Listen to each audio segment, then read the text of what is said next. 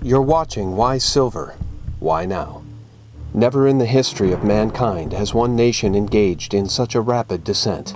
In 1980, the United States was the world's largest creditor nation. Today, it's the largest debtor not only in the world, but in the history of the world.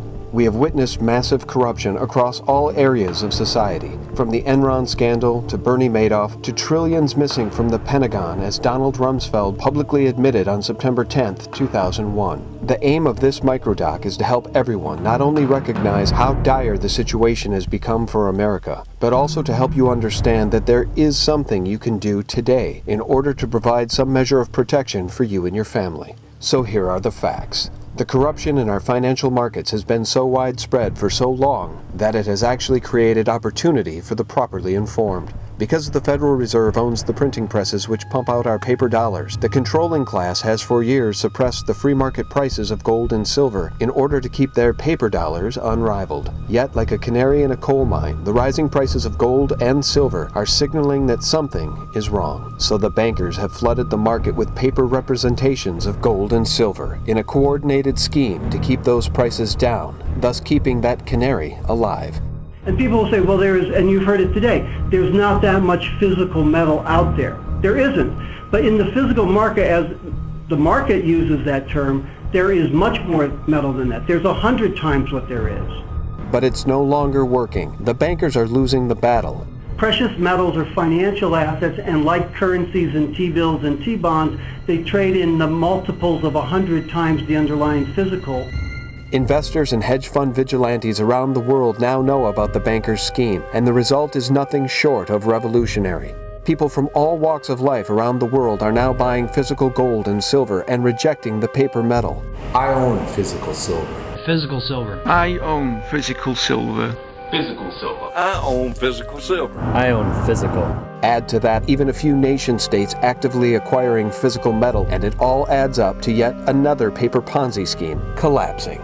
This one built of paper metal. What is happening right now is causing this decades-long scheme to unravel, and when it's fully exposed, it will prove to be the biggest financial fraud in world history. So, if you purchased silver a year or two ago and you've doubled your money, do you sell now? If you're new to this and don't own any, do you buy? Well, here are the facts. You decide.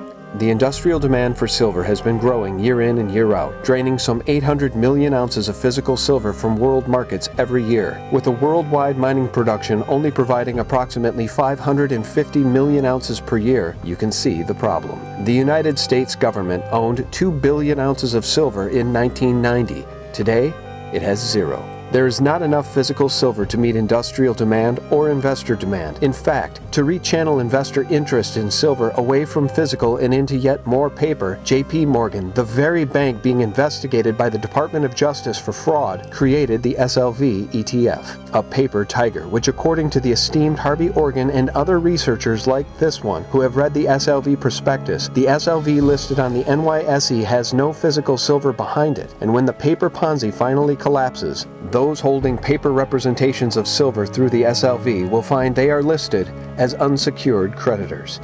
So what does it all mean? Well, here's the deal.